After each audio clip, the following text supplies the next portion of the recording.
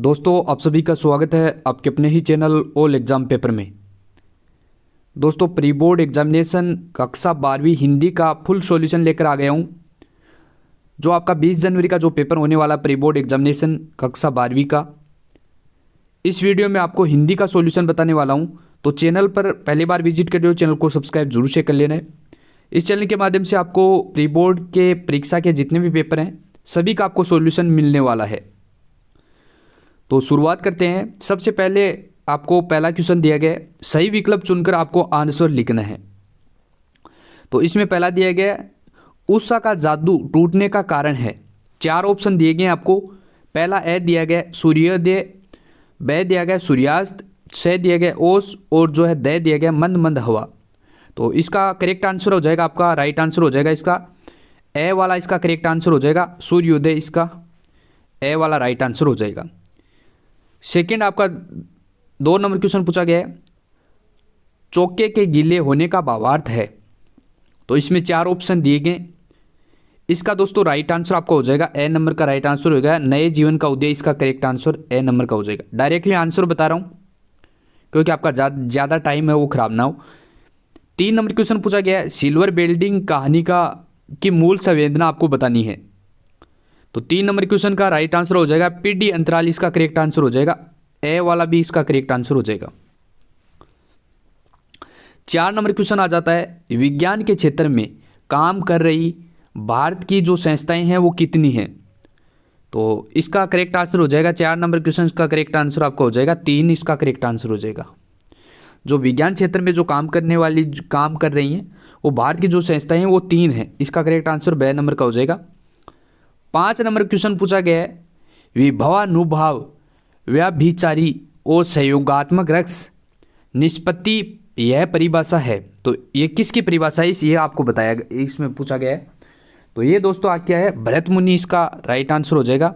ये जो आचार्य भरत मुनि की जो है ये परिभाषा है, तो इसका करेक्ट आंसर ब नंबर का हो जाएगा। 4 नंबर क्वेश्चन पूछा गया है कि बात का घनी होना मुहावरे का अर्थ आपको बताना है। मुहावरे का जो अर्थ है वो क्या है। तो इसमें 4 ऑप्शन दिए गए। इसका दोस्तों करेक्ट आंसर हो जाएगा आपका 6 नंबर क्वेश्चन का करेक्ट आंसर है जुबान का पक्का होना, इसका करेक्ट आंसर ब नंबर का हो जाएगा, इसका करेक्ट आंसर। आगे 2 नंबर क्वेश्चन में आपको रिक्त स्थान की आपको पूर्ति करनी है, सही विकल्प आपको चुनकर है वो आंसर लिखना है। तो इसमें टोटल आपके जो है 7 क्वेश्चन पूछेंगे, एक एक अंक का जो है क्वेश्चन 1 है। तो इसमें पहला क्वेश्चन पूछा गया है, इसमें 2 आपको दिए गए हैं, दोनों में से आपको एक आंसर लगाना है। मतलब कोष्टक में 2 दिए गए हैं, इसमें दोनों में से आपको एक आंसर लगाना है। सबसे पहला पूछा गया है, सीरीज का फूल के रचनाकार हैं। तो सीरीज के फूल का जो रचनाकार आपको पूछा गया है वो आपका होगा, इसका करेक्ट आंसर हजारी प्रसाद द्विवेदी हैं, वो सीरीज फूल के रचनाकार है, इसका करेक्ट आंसर हजारी प्रसाद द्विवेदी हो जाएगा। सेकंड पूछा गया है, बगुलों के पंख के रचनाकार कौन हैं।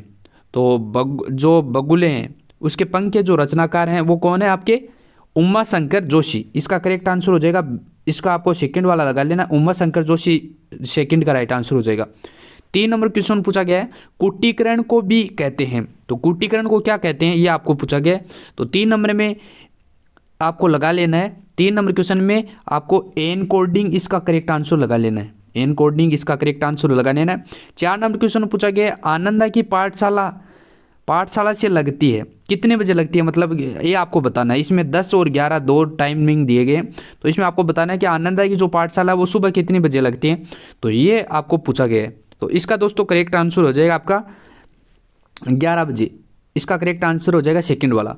5 नंबर क्वेश्चन पूछा गया है, राम मेहनत करता है, यह वाक्य है। तो ये संयुक्त है या साधारण है, दोनों में से आपको एक करेक्ट आंसर बताना है।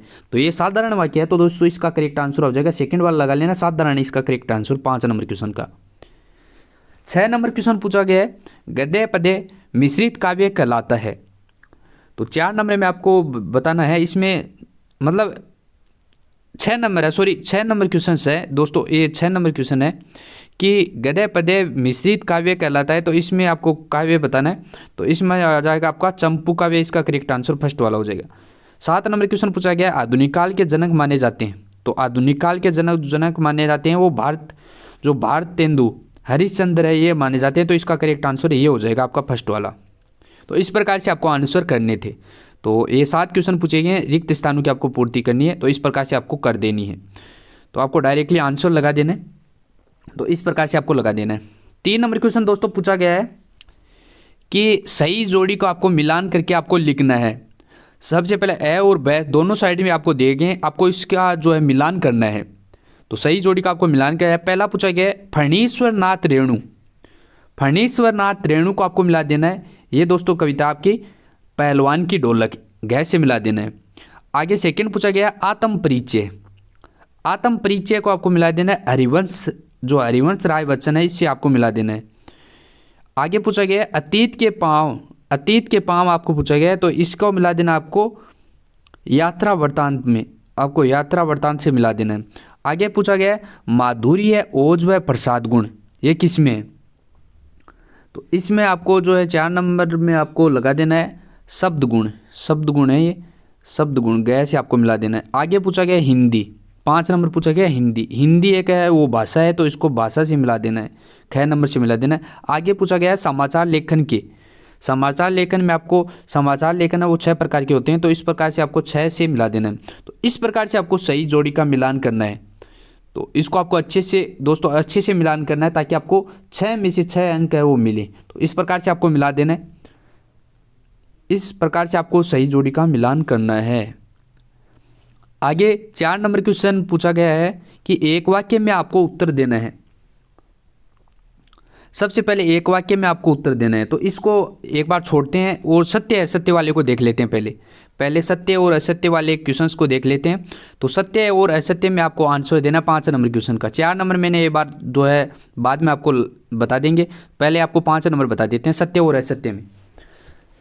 पहला पूछा गया है क्रिया की विशेषता बताने वाले शब्द क्रिया विशेषण कहलाते हैं। बिल्कुल सत्य बात है दोस्तों, क्रिया की जो विशेषता बताते हैं वो क्रिया विशेषण ही कहते हैं, तो इसका सत्य हो जाएगा फर्स्ट वाला, सही है, ये बिल्कुल सही बात है। सेकंड पूछा गया है उपसर्ग का प्रयोग शब्द या शब्दांश के पहले होता है, तो ये भी बिल्कुल सही है, सत्य हो जाएगा, सेकंड वाला भी सत्य हो जाएगा।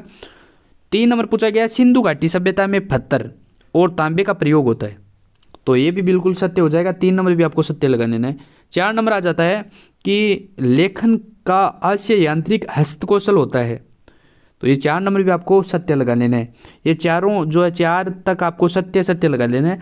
और 5 नंबर क्वेश्चन पूछा गया है पाठ रुबाइयाँ व गजल में कवि ने खुद को देश भर का न्योछावर है वो कर दिया है, तो ये आपको असत्य लगा लेना है।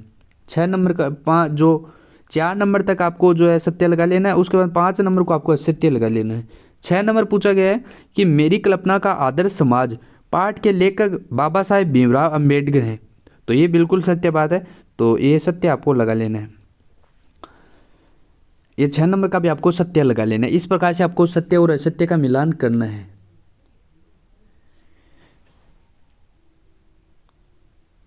आगे आपको पूछा गया है प्रगतिवाद, 6 नंबर क्वेश्चन प्रगतिवाद की 2 विशेषता आपको बतानी है, और इसमें 2 पूछे गए हैं, प्रगतिवाद और छायावाद की 2 प्रकृतियां। तो आपको कौन सा करना है, आपको करना है छायावाद की जो है प्रमुख ये 2 प्रवृत्तियां हैं, ये आपको करनी है। पहला आपको लिख देना है, आपको लिखना है व्यक्तिगत की प्रधानता, और सेकंड आपको लिख देना है प्रकृति और मानवीकरण, इसमें ये आपको लिख देना है, 2 आपको पॉइंट बना के लिख देने हैं। सेकंड पूछा गया है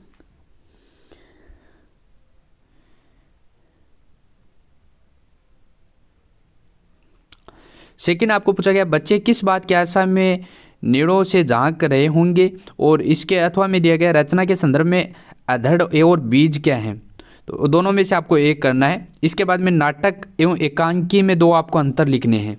तो नाटक एकांकी में अन्य जो अंतर आपको किस प्रकार से लिखने हैं कि आपको जो करना है कि नाटक वो अनेक जो अंक हैं होते हैं नाटक के, और एकांकी होती है वो एक ही अंक होता है। एकांकी में 1 अंक होता है और नाटक में अनेक जो है अंग होते हैं, तो ये आपको लिखने अंक होते हैं। तो आगे आपको नाटक में लिख लेना है, नाटक में 1 से अधिक कथाएं हो सकती हैं और एकांकी में 1 से अधिक जो है कथाएं नहीं होती हैं, ये इस प्रकार से आपको लिख देना है। और जो है आपको नाटक का आकार है वो बड़ा होता है, और जो है इसका आकार जो है एकांकी का आकार छोटा होता है, इस प्रकार से आपको अंतर लिख देने हैं दोनों में। आगे के क्वेश्चंस आपको जल्दी इसी चैनल पे आपको मिलेंगे। तो चैनल पर पहली बार विजिट करो, चैनल को सब्सक्राइब कर लेना है। आपको एग्जाम से पहले पूरा फुल सॉल्यूशन आपको प्रोवाइड करवा दिया जाएगा इस चैनल के माध्यम से। तो चैनल पर पहली बार विजिट करो, चैनल को सब्सक्राइब जरूर से कर लेना है, वीडियो को लाइक कर देना है और दोस्तों के साथ में वीडियो को शेयर कर देना है।